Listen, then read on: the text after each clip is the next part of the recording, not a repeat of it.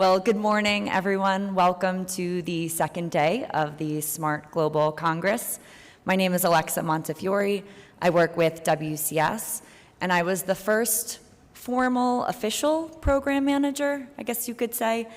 Certainly not the best. We all know Drew is the favorite. But I've been honored to be part of the SMART community for 12 years now, from the first launch. And from the early days of thinking about SMART in maybe 100 sites to seeing 300 people across 50 countries gathered here, it's really impressive and an honor. So welcome again to everyone. This is the second day of the SMART Congress. And before I jump into the exciting introduction of our honored guests, a quick logistical note. For anyone who is speaking or presenting today, just a reminder to please go to the media room across the hallway, and I think there's a nice sign, and upload your presentation in advance. Really helps keep things moving, so thanks for that. On to the exciting part. I'm really honored to welcome a friend and colleague, Mr. Rohit Singh, to the stage. Rohit has been with WWF for more than 15 years now and brings immense insights and enthusiasm. And anybody who knows Rohit knows he brings a lot of enthusiasm to his work, and it's quite contagious. He is the PCA Director of Governance and Management for WWF, and he's been working in nature conservation, protected area management, and addressing illegal wildlife trade for nearly 20 years now. And he's really been instrumental in driving the ranger agenda forward in really professionalizing the ranger workforce. And he's been involved with the SMART partnership since the most early days and has been pivotal in ensuring that SMART really meets the needs of those frontline users and then training and building the capacity of those frontline users to use SMART. So I'm honored to welcome him to the stage and really looking forward to what he's going to share with us today. So please give Rohit Singh a warm welcome. Thank you.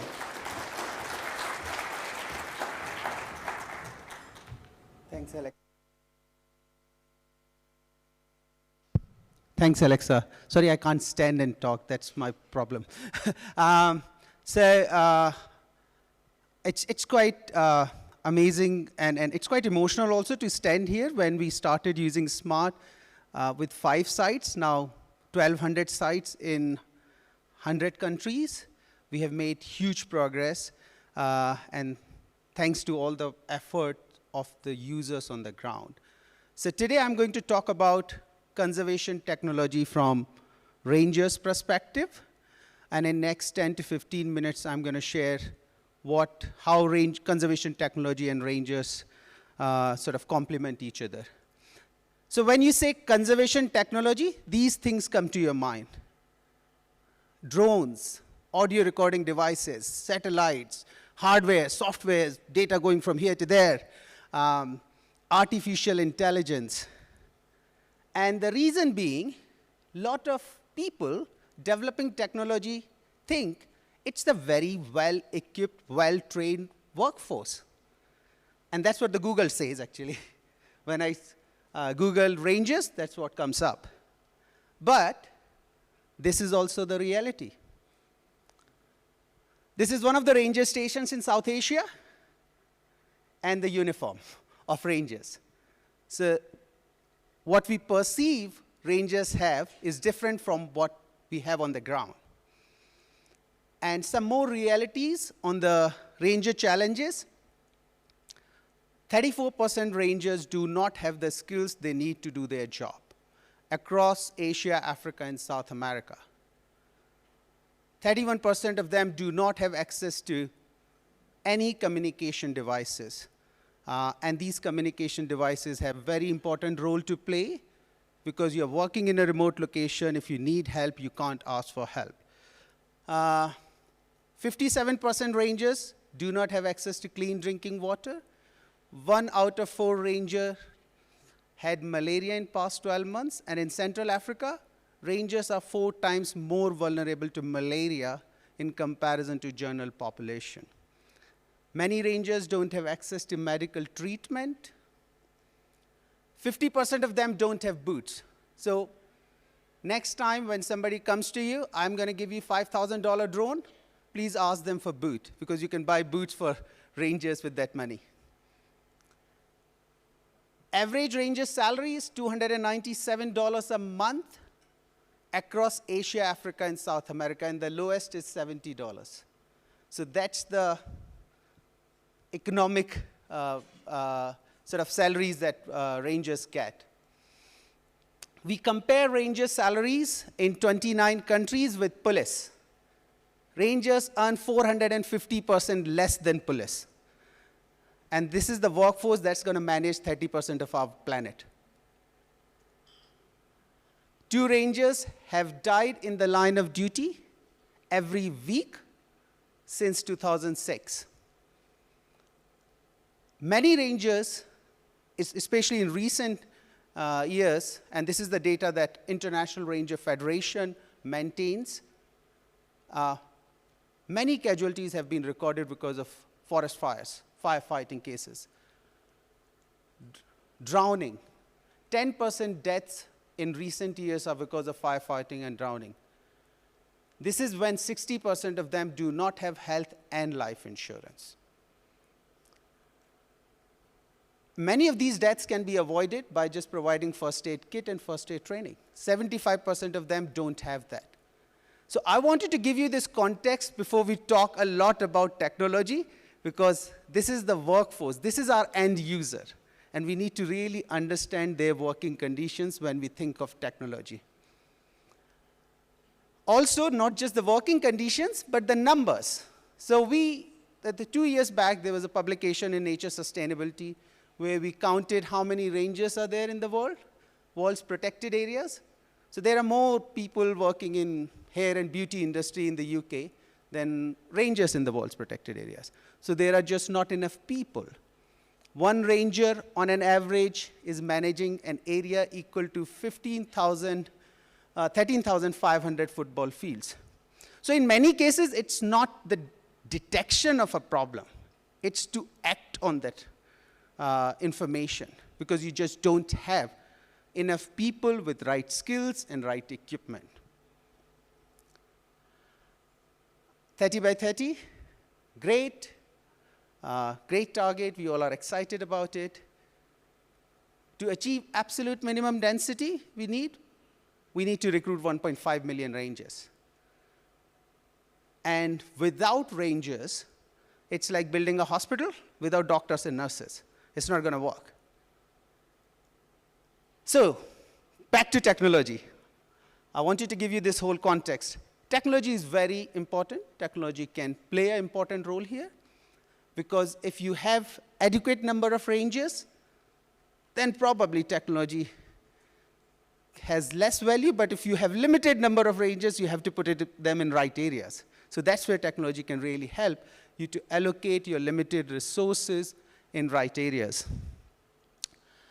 It can also help in monitoring and evaluating the effectiveness of your patrol teams, your survey teams, your community work, whatever work you are doing. But when you talk about technology in the context of rangers, 3 things are absolutely critical. And I'm going to share some examples of these 3 things. Number 1, we need to understand our end users. Our end users are not software engineers. We are talking about rangers, sometimes people who cannot read and write, with very, very limited capacity. So we really need to understand the capacity and needs of our users. Second, I think with technology, one thing that went wrong, it was sold as a tool to punish rangers for not doing job. We have to change that narrative. Technology can be a tool to protect rangers. Every time we have gone to park managers or ministers or DGs saying, okay, this helps you to monitor rangers. If they do wrong, you know they have done wrong. It should be sold as a tool to protect rangers. Third, you can't have technology without addressing the welfare of rangers. You can give the funkiest tech, but if rangers don't have fresh food, clean drinking water, it's not going to work. So I'm going to share examples of how SMART has helped in addressing these three aspects. Number one is user-driven. When we started with SMART in 2011, I had absolutely, I still don't know how to use GIS. A lot of tech is available now, and that time it was not. What SMART Partnership has is the understanding on the ground. We collectively are present across, most of parts of the world, and we interact regularly with field staff, constantly asking them how we can improve this. So it's not somebody sitting in DC or in London designing what we think is good for rangers, what we think works for protected area management. So our presence on the ground help us to understand the user needs better. By the way, that's not Pocha, that's me in Cambodia. We do it through our annual user surveys. So SMART Partnership conduct user surveys every year to understand what new functionalities need to be added, what existing functionalities need to be improved, how we can help the users better. There is a whole community of SMART users, and I think that Richard mentioned this yesterday. It's amazing how a question is asked by a SMART user in Bhutan and answered by a person in Nigeria. I don't think it happens in most technological world, but it's amazing how a SMART community has grown organically, and it's very supportive of the users. And because it's developed by users, it has that flexibility to work for different needs of users. So it works for polar bears, it works for rabbits in Spain, and it works for dolphins in Cambodia. And I strongly believe that any technology, and I think I mentioned this yesterday also, that I have a simple criteria, I call it USA, usable, scalable, affordable. If the technology does not fit in those three criteria, it's a useless technology for me. It is flexible enough to be used by indigenous people in Malaysia. So it has, and the reason why it's flexible enough, because it's user-driven. We work closely with users to understand the needs and work on those needs to develop the technology. Here is one example how SMART has helped with staff morale or addressing sort of moving from punishing to protecting rangers. So this is one of the forest divisions in south of Bhutan, Sarpang Forest Division. And just to give you a bit of a context, in Bhutan, or I should say most South Asian countries, you got protected areas and you got non-protected areas. Non-PAs, your job is to sort of auction timber, maintain forest, not to do wildlife protection. So you don't have the protection regime like you have in PAs. So we didn't have enough rangers there to do effective protection. We started using SMART, and Bhutan was the first forest division out in South Asia to start using SMART. And they maintained the data, and they started recording threats, and they used this as an argument to increase number of rangers. And here is an example how ranger numbers increased from 2017 to 2021. And they used this information that we got threats. We need to address these threats, we need more people. So SMART helped in addressing the boots on the ground. Another example from Northeast China. And it's amazing because Northeast China, Wangqing and Soyang Forest Bureaus were the very first testing sites in 2011. And these were the sites where on the border of Russia and Far East, there was a tiger coming, spending a few days, going back to Russia because there was not enough prey. There was a lot of poaching happening on Chinese side. Ranger patrols started, and they started removing snares, started the captive breeding of deers to increase the prey numbers. And as a result, now there are roughly 20 tigers in these landscapes on Chinese side. And rangers had a very important role to play, because rangers did it, and SMART had a very important role to play. Now, SMART data is being used for annual performance review of rangers, where they have patrolled, how they have patrolled, what information they have gathered, how many community meetings they had. And every year, there is an annual ranger competition where the best rangers are awarded. So this is how the technology can also help in increasing the morale, but it's also a performance evaluation tool. In some places, SMART has also helped when you take the map and you take to the park manager and they say, oh, we haven't done enough patrols in the north of the park. Oh, because we don't have a ranger station there. So it has helped in many places. It's like, okay, we need to build a temporary station or a permanent station where rangers can stay and have a permanent presence there.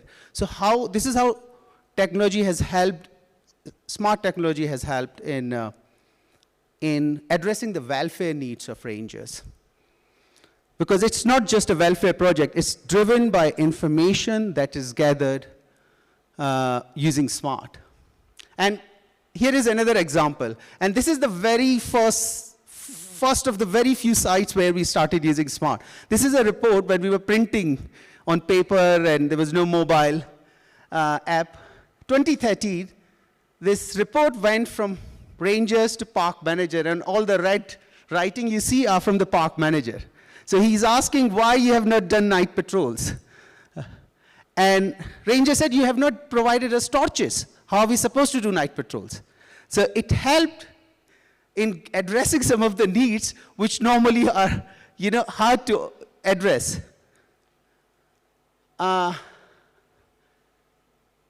Again, I want to bring back to this drone story. I know we all have seen the phase where the solution to everything in conservation is drone. Please, when we talk about technology, we have to keep in mind our user base and their capacity. We are not talking about software engineers with multi-million dollars. We are talking about people who have a very limited capacity. You may have a USAID $10 million project today to put the funkiest tech, but what happens after the project ends? So when we think of technology, we have to think of sustainability, affordability. Also think of ranger welfare, because I personally feel it's disrespectful to give a $5,000 drone to a ranger whose salary is $70 a month and doesn't have access to clean drinking water. Finally, this is my last slide. Any technology, whether it's smart or anything, these are tools. These are not weapons. But if they are used with right enabling conditions and addressing the needs of users, they can be a weapon against wildlife crime or a weapon to effectively manage protected and conserved areas. Thank you.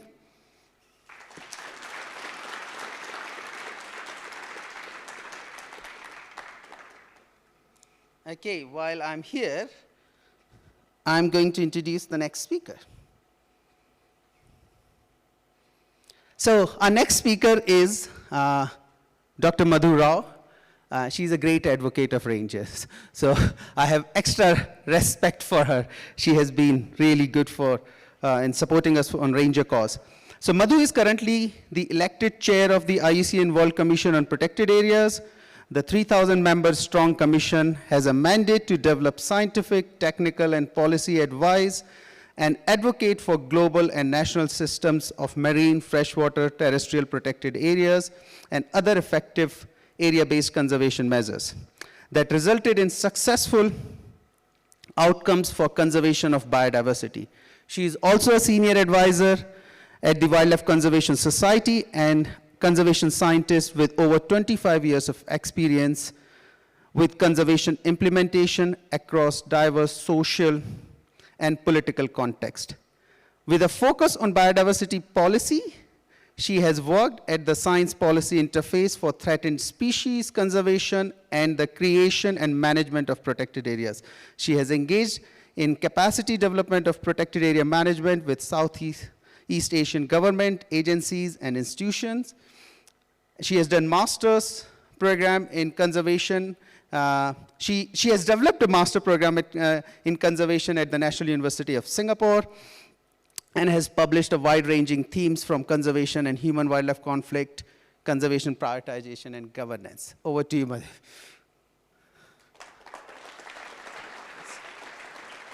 You want to use this one? Thanks, Rohit. I thought you'd never stop. Anyway, a very good morning to all of you. I'm very, very deeply honored to make this address as chair of IUCN's World Commission on Protected Areas. I must say that when I got the invite, I was extremely excited because I spend a lot of my time in the policy world, and I had this opportunity to talk to tech wizards and to tell them about the policy world, and I said, I will not miss it for the world. So thank you to the government of Namibia for hosting this important Congress, and to all the organizers for inviting me to make this keynote address. So today I am going to speak about the global policy context, so bear with me. Because it's not going to be so much of technology or smart, but it's going to be about how technology and smart fits in to the global policy context. And I'm going to focus on the challenges and opportunities in scaling conservation action. And this I will do quite quickly, so I hope you will all buckle up and stay with me as we go through the next few slides. The most important aspect I want to focus on is this gap between policy and practice. I see with all of you practitioners, you're on the ground, you're implementing policy, and policy is as good as its implementation. So you can have the best policies in the world, but if there is no implementation, it's really not very useful. So as Rohit has already introduced the Commission, the World Commission on Protected Areas has a very broad vision of promoting systems of effective protected and conserved areas and ensuring that they are effective in conserving nature. And as such are recognized not just as cornerstones for conserving biodiversity,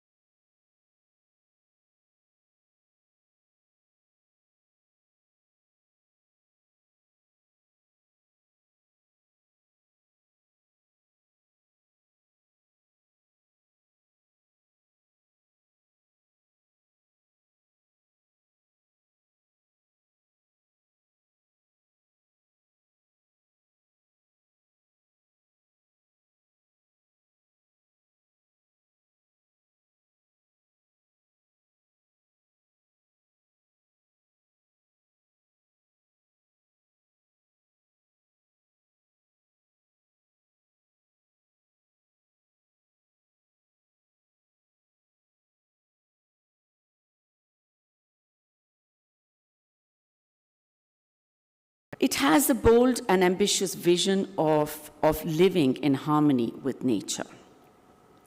And with less than 6 years left to achieve the 2030 targets, there are 3 significant outcomes that set the stage on how conservation is going to be designed and implemented over the next 6 years. The first relates to area-based conservation. It's about protected and conserved areas. The second relates to participation, to justice, to issues of equity. And the third relates to finance. So these were the 3 major outcomes that came out of this big framework. And I'm going to focus on one of those 23 targets. So we've heard a lot about 30 by 30 over the last couple of days. Everybody loves 30 by 30, but it is just one of the 23 targets of the framework. And I just want to walk you through the complexity of this target. It's yes, 30 by 30, but the most important aspect of this target is quality is as important, equally important as is quantity. So first of all, it is a global target. It's not a national target. It is a global target. It calls for protection of 30% of freshwater, marine, and terrestrial ecosystems. It calls to focus on areas that are particularly important for biodiversity and speaks to the need for equitable governance, effective management, etc. But also, it brings to focus the need to recognize and respect the rights of indigenous peoples and local communities, and the importance of integrating into wider landscapes and seascapes. So it's a very, very complex target, and high quality implementation means every element of the target needs to be adequately implemented. So the ambition and the urgency of the target means that we have to do some things differently. We can't go on with business as usual. So what does that mean? I think we've heard a lot about this. I think one of the things we can do is take conservation to scale. We have to think big in conservation. What does it mean? And what are some of the opportunities and challenges we have to take conservation to scale? So one of the biggest challenges is this, and this is just an example I take from Africa. So this is the report from the African Development Bank, and it says Africa dominates the list of the world's 20 fastest growing economies in 2024. And this continent is the second fastest growing region after Asia. So what this means is good news because it's going to lift hundreds of millions of people out of poverty. But it also means that we have to be prepared for what impacts are going to happen for nature. We can expect an acceleration in infrastructure development, for example. We are going to expect more fragmentation, more loss, and more stress to already threatened ecosystems. And the green energy transition is going to mean more threats in terms of oil extraction, et cetera, in the near term within protected areas. So we've got to prepare for this. This is the challenge of going to scale. And it's going to, by no means is it going to be easy to go to scale or to achieve the 30 by 30 target. So given this context and given the urgency, what are some of the basic principles that we can think about influencing conservation at scale? And I'm going to speak to 5 broad themes. Just like we have the big five in Africa, let's speak to just 5 broad themes that are useful for us to think about as we move forward. First thing is placing people at the heart of conservation. So the UN Declaration of the Rights of Indigenous Peoples sets the stage for the recognition of rights and for rights-based approaches to conservation. Target 3 emphasizes the importance of recognition of indigenous and traditional territories, the importance of social safeguards, FPIC, grievance mechanisms, etc. But there's also growing evidence that equitable governance and respect for rights are crucial for effective conservation. So placing people at the heart of conservation also means people, protected area managers, protected area rangers. I think we got these numbers from Rohit. They are incredibly important. We will not be able to reach target 3 if we don't increase the number of protected area personnel. And that's the increase that's needed, as you see on the slide. We need, as Rohit said, 1.5 million rangers to reach the target 3 goal. And I think I just want to spend a few seconds recognizing the rangers such as Anton Mzimba from South Africa, who lost his life defending wildlife. He lost his life in the line of duty. And I think Rohit spoke a lot to that earlier on. It's not just that we have to increase the number of rangers and protected area personnel. We've got to do a lot to improve the working conditions. We've heard that. We've got to strengthen competencies, and we've got to improve conduct and accountability. So I'm pleased to say that a number of organizations have come together, many of whom are in this room with us.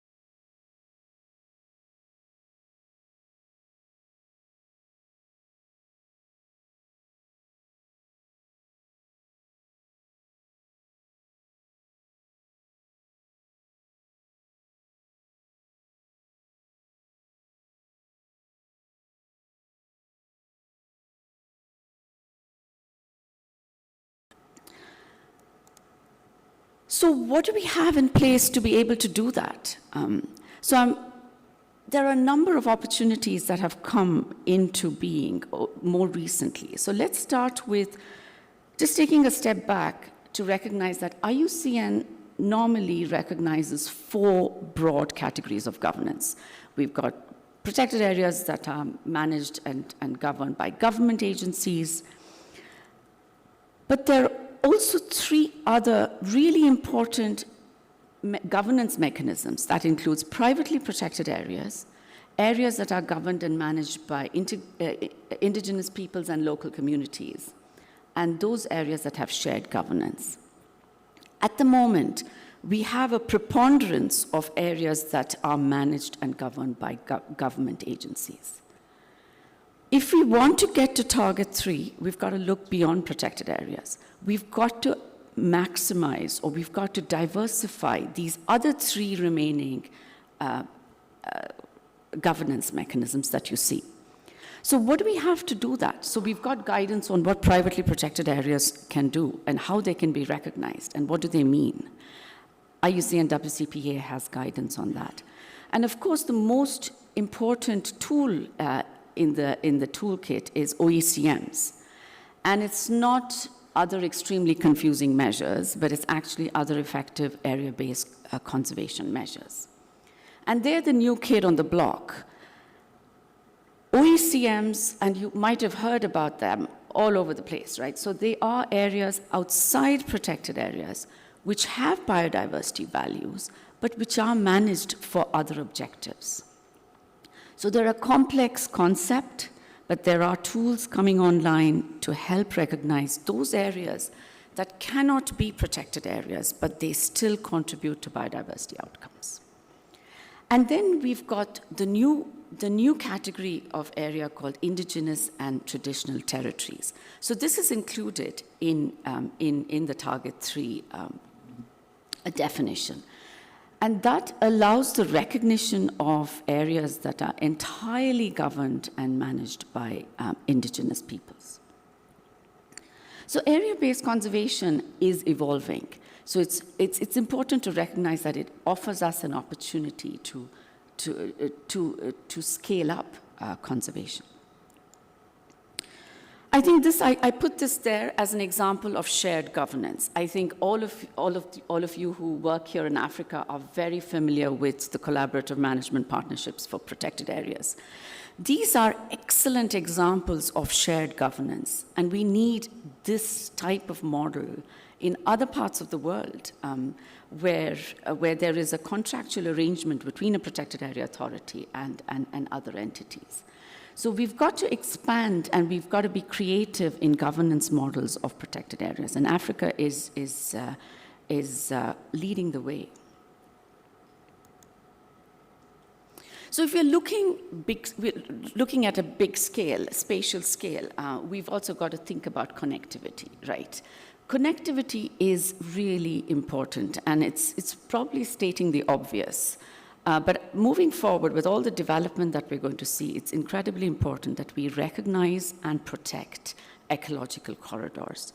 There is now a new database that is going to capture and record ecological corridors.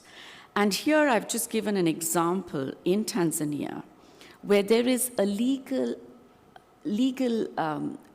regulation which recognizes corridors, which recognizes buffer zones, etc. So this is really important. So these are areas which cannot be protected areas. They could potentially be OECMs, but it's important to recognize them and set them aside.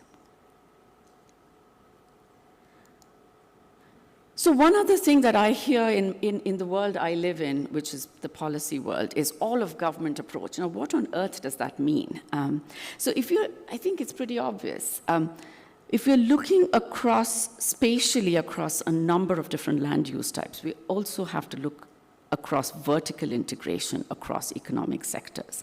So protected areas and conserved areas cannot just be on the agenda of the environment ministries. We've got to look at vertical integration across policy sectors and institutions. The agriculture department, the human resource department, or the mining sector. And this is a challenge, because it's easier said than done. All of government just rolls off the tongue of many people. But actually implementing this is going to be the challenge for Target 3. But while it's important for us to integrate across many economic sectors, we have an opportunity to place protected and conserved areas on 2 important agendas for human well-being. The first is One Health. We can place protected and conserved areas on the human health agenda, because there is extraordinary evidence to show that land use change is a significant driver of pandemics, that environmental destruction is associated with spillover risk. So here is an opportunity for the protected area world to get onto the health sector and say, protected areas are important in very, very big ways. And needless to say, the importance of protected and conserved areas for climate change mitigation and adaptation. So everybody is talking about climate change. We've got to sort of put biodiversity at the same level as climate change.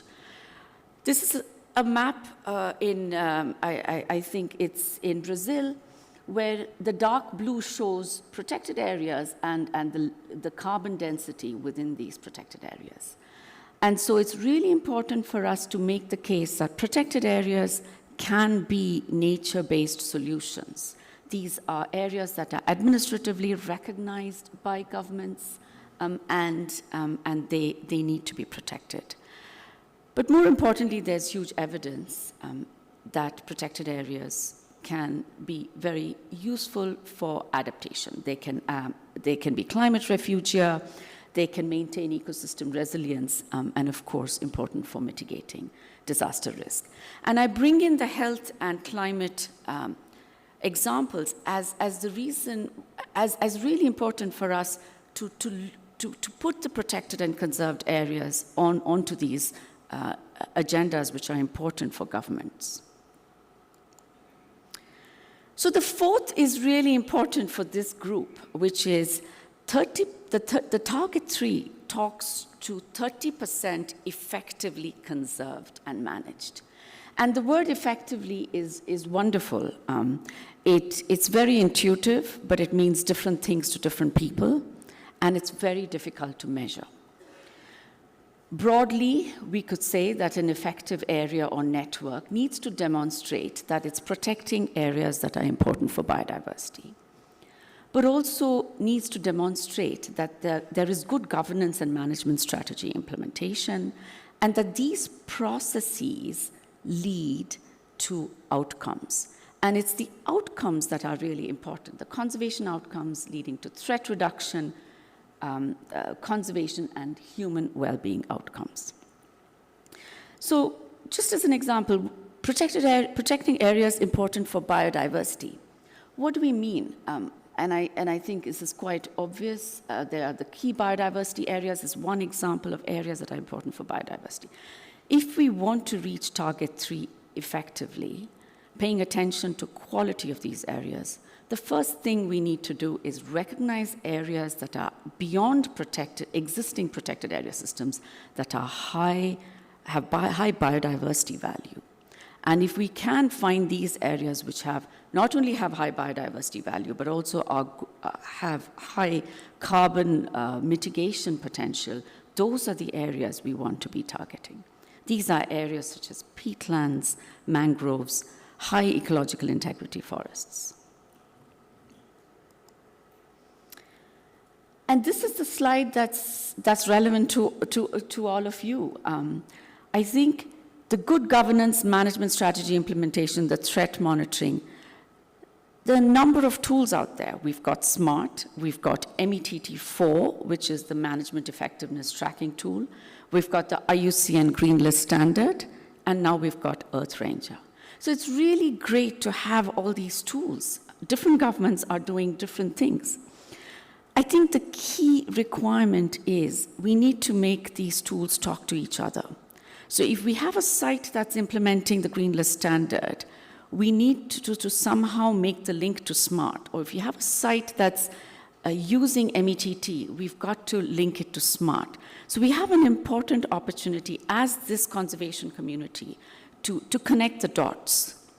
Because when governments report on effectiveness, they're going to have to report on all that they're doing towards the effectiveness element of target 3.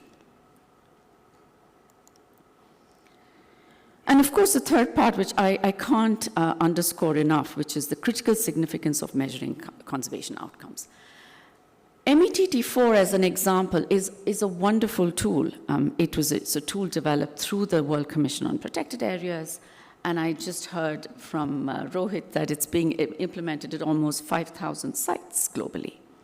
But how many of those sites are actually sites that are also implementing SMART, and can we make the connections? Because METT4 doesn't really measure conservation outcomes, but SMART can. But we've really got to make these linkages more explicit. So this is what a theory of change would look like for effectiveness. And I wanted to put this out there so that we can see where SMART fits in. So on the left-hand side, you've got management processes. You have enabling conditions. You've got good governance, sound design, and adaptive strategy implementation, which, if they're all in place, are expected to reduce threats and then lead to effective biodiversity conservation. So biodiversity area values are conserved and human well-being is enhanced. So if you just took a shot at, okay, where does SMART fit in? And you can see where I've inserted the icons. SMART is incredibly useful. And the work all of you are doing is incredibly important for effectiveness. In the big scheme of things, in the policy realm of things. Because SMART can actually, I don't need to tell this audience what SMART does, but anyway, you can see over there that it plays an important role across this theory of change for effectively conserved and managed, protected and conserved areas. So the fifth theme is money. It's all about the money. No, it's not all about the money.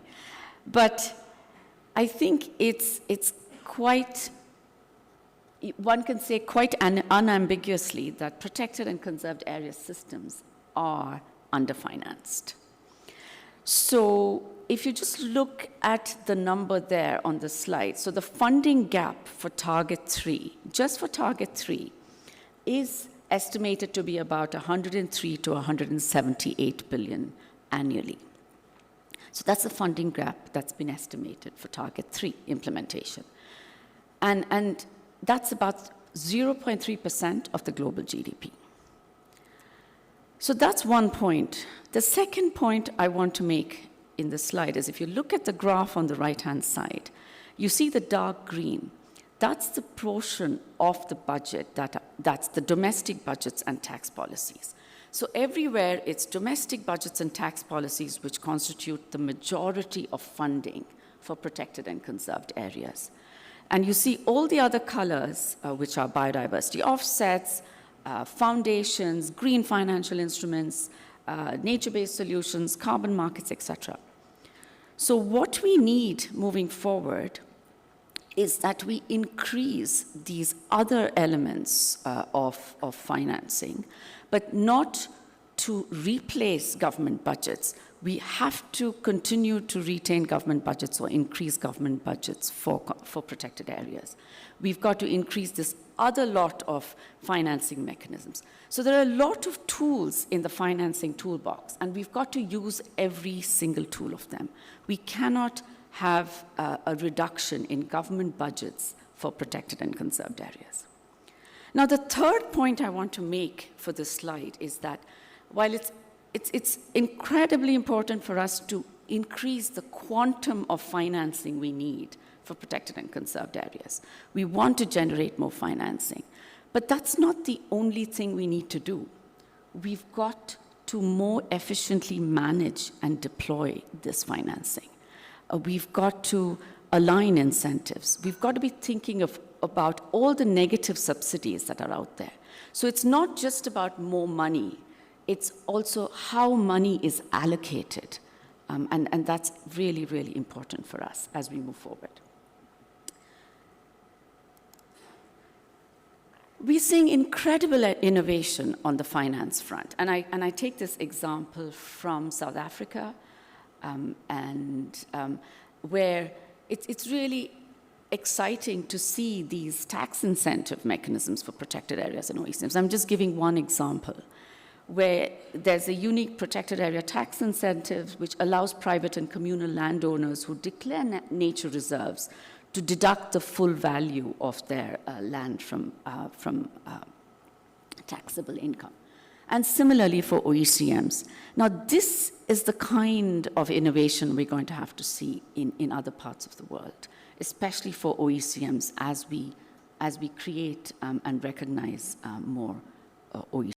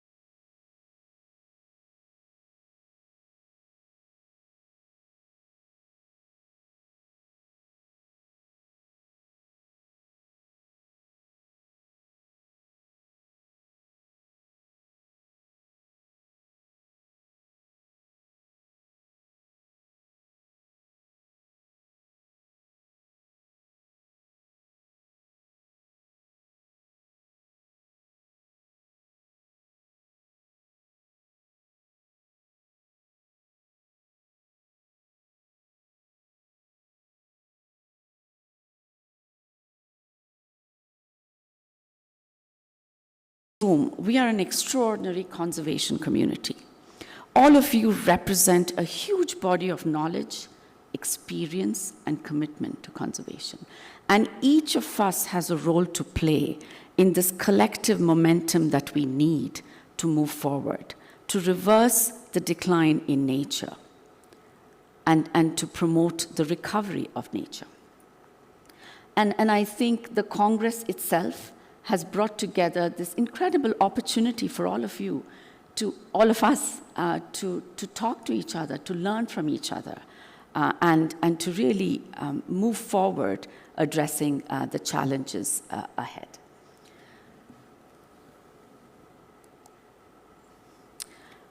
I would like to cite a number of acknowledgements to all my specialist groups, the Sustainable Finance Specialist Group, the Effectiveness and Outcomes Specialist Group. The Commission has about 18 specialist groups and about 10 task forces. And each of these groups, it's a voluntary network. The Commission is a voluntary network. And everybody is beavering away on all aspects of protected and conserved areas. So come join us if you're not already a member. And together, I think we can make a real difference and make good progress towards Target 3. Thank you.